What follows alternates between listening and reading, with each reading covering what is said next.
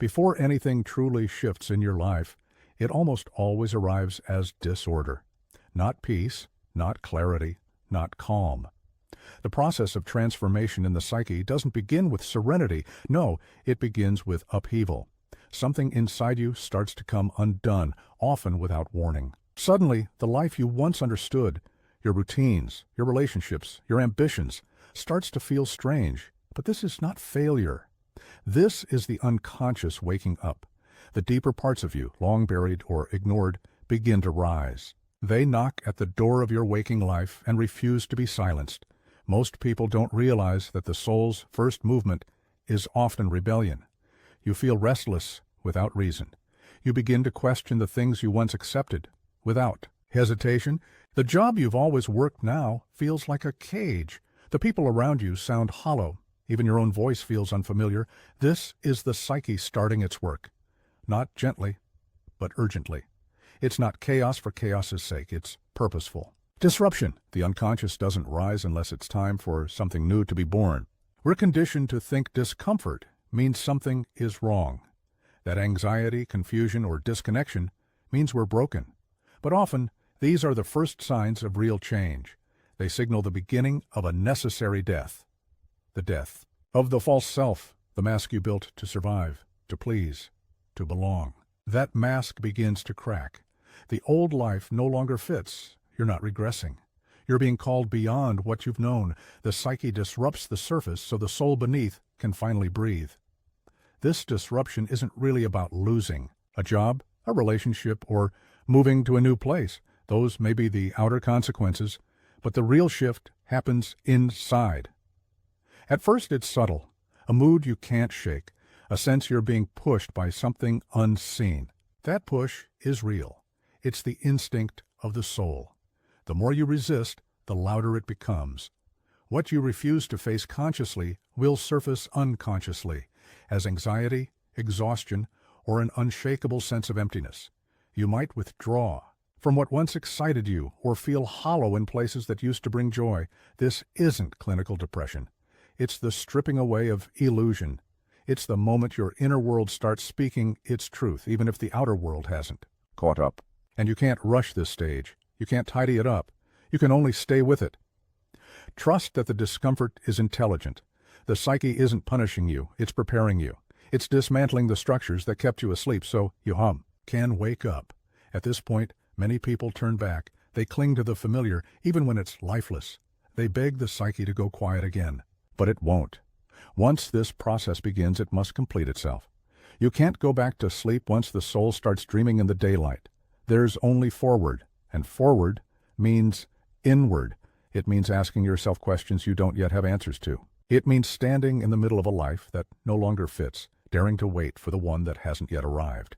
The temptation will be to rush, to fix, to escape the discomfort.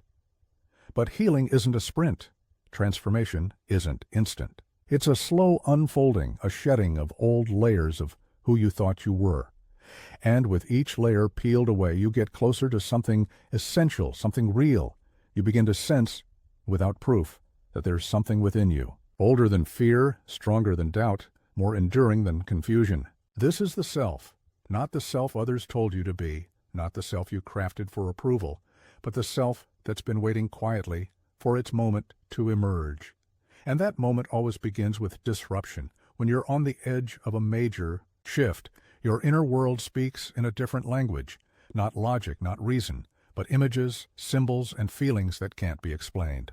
You might have vivid dreams, encounter the same number repeatedly, hear a song that seems to follow you at just the right moments. These aren't coincidences, they're signals.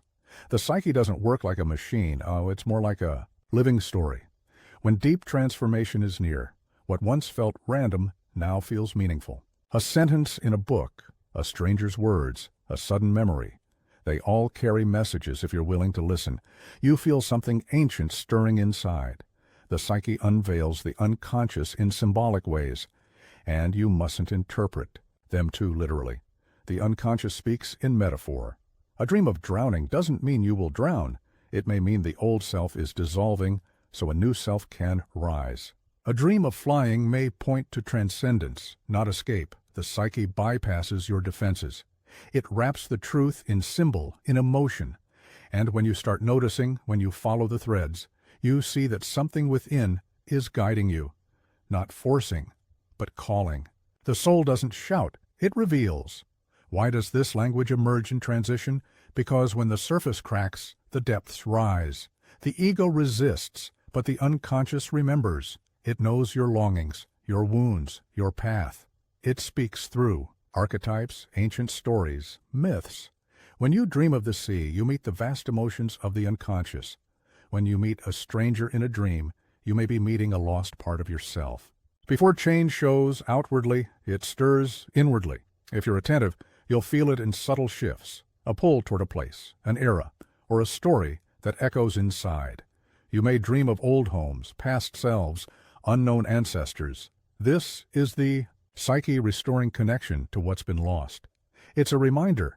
No great transformation happens without remembering. The soul spirals, not marches. It revisits the past before it builds the future. Most people dismiss these signs. They say, just a dream, just coincidence, just a passing thought.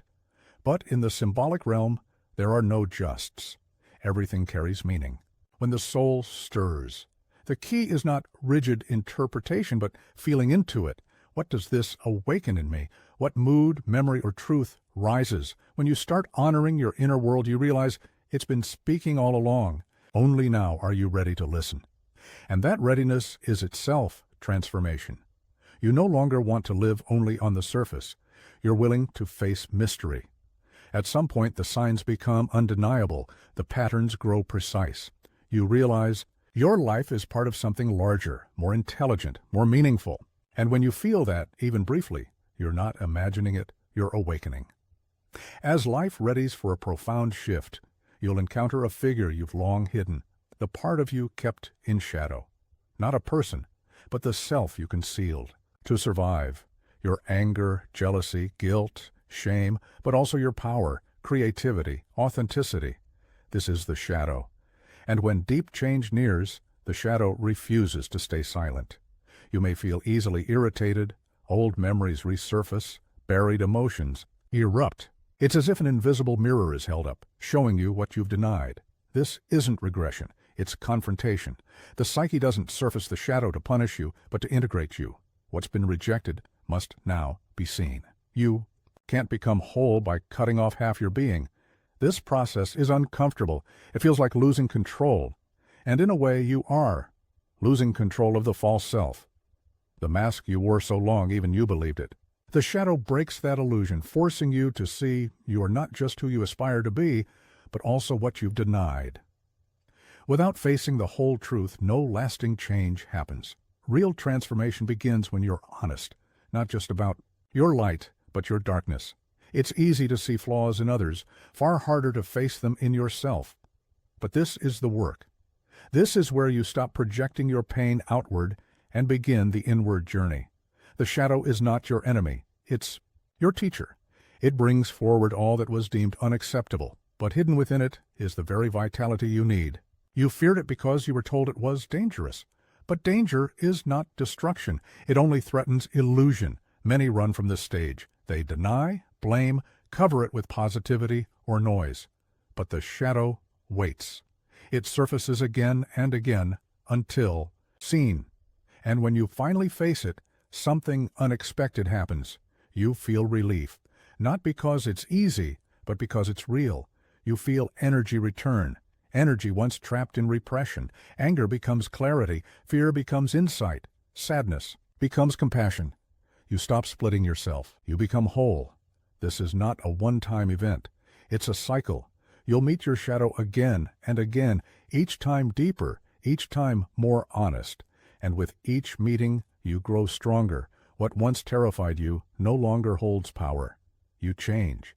Not by becoming someone else, but by becoming fully, deeply yourself. There's humility in this. You see yourself, flaws and all, and you don't collapse. You recognize your humanity. You begin to see others differently too, not as enemies, but as fellow travelers facing their own shadows. You stop demanding perfection from yourself or the world. And at last, you begin to truly live. more truthfully, more fully, more freely, not because everything is fixed, but because you are no longer afraid to see what is broken. This is what the psyche reveals when your life is on the edge of transformation. It doesn't flatter you. It challenges you. It strips away your defenses so you can face the parts of yourself you've left behind. And in doing so, it offers you something far greater than comfort. It offers you authenticity, because what you are becoming can only emerge when you stop hiding from what you are.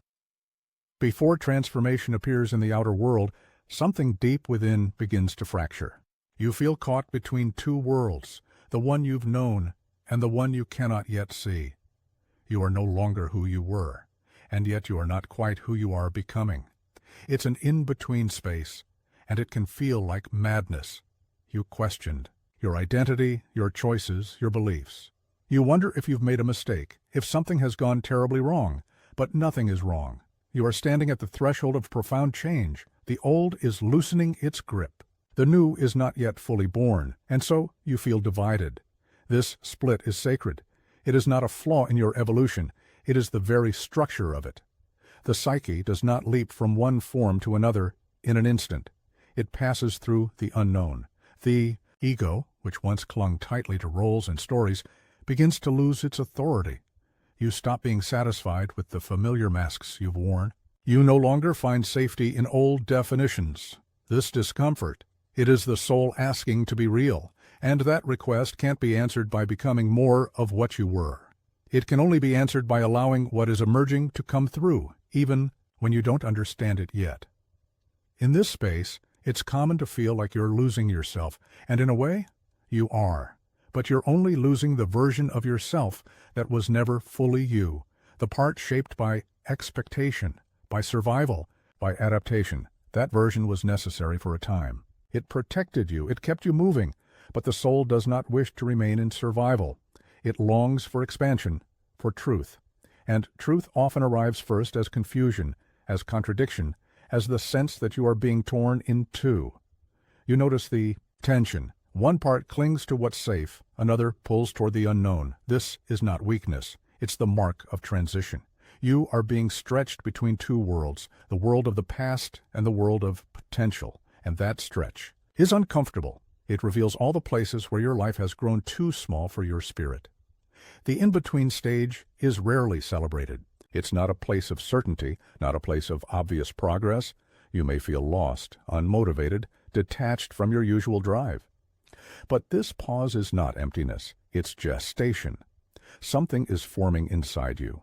Quietly, invisibly, you are being restructured from within, and that cannot be rushed. The psyche, like nature, unfolds in cycles, not in straight lines. You are in the winter before the spring, the silence before the song. Emotional intensity may rise. You may cry without knowing why. You may feel nostalgic for a version of yourself that no longer fits. You may grieve something you haven't even lost yet. These are not signs of failure. They are signs of depth. The soul does not move through intellect alone. It moves through feeling. You don't need all the answers right now. In fact, answers would only get in the way. What you need is presence, honesty, a willingness to stand inside your own unfolding without demanding clarity before it's time. Let yourself be lost for a while. Let yourself not know. There is wisdom in uncertainty. There is guidance in stillness. You are not going backward. You are dissolving what no longer serves. And that dissolution is not death. It is preparation for rebirth. You may not recognize yourself in this moment, and that's a good sign. It means the old identity is dissolving. It means you are making room for the truth. One day, you will look back at this season and see its necessity. You will see how every moment of confusion carried hidden instructions. You will see how what felt like falling apart was, in truth, falling into alignment. As transformation nears, life will begin to draw your attention to all the attachments that must now loosen, not by force, but by necessity. The relationships, goals, and roles that once defined you may begin to dissolve. This is not punishment. It is purification. Letting go is not a single decision. It's a slow, sacred unfolding. There may be days you feel ready to walk away from everything. There may be days when fear pulls you back. That's normal. The soul does not demand perfection. It asks only for honesty. Letting go does not mean losing something precious. What is truly yours cannot be taken. Only what no longer resonates will fall away, and it must, because if we carry old attachments into new terrain, we distort the very transformation we are meant to undergo. To be reborn, we must first die to who we thought we were. And this dying is often subtle. Sometimes it's just the moment you realize a story you've told yourself no longer feels true. There's a peculiar kind of grief in this process, not just over what's being lost, but over the time you spent trying to make it work, over the parts of yourself you quieted to hold on, over the dreams that no longer fit. Let this grief move through you like a river. Let it cleanse the space that will soon be filled with new meaning. Letting go is not about giving up. It's about making space, and in that space, you will meet silence. But silence is not emptiness. It is presence. The distractions will fall away. The noise that once kept your mind spinning will fade, and in that stillness, you will hear yourself again, not the surface voice, the deeper voice, the one that has always whispered beneath the noise. This stillness is not a pause before life resumes. It is life speaking in its most honest form. You are being aligned not with the world's expectations, but with what your soul came here to express. As this voice grows louder, you will stop chasing what you once chased, stop needing validation. And remember, the only approval you ever truly needed was your own. And when you begin to walk in this way, you will see signs, conversations that feel aligned, opportunities that appear without effort, a peace that no longer depends on circumstances. This is not magic. This is what happens when you stop running from yourself and begin to live from your center. So if the ground feels like it's shifting beneath you, don't run. Sit with the silence. Listen to your soul. And trust that what feels like falling apart is actually your psyche making space for your true self to emerge. Your transformation has already begun. Honor it. Embrace it. Walk with it.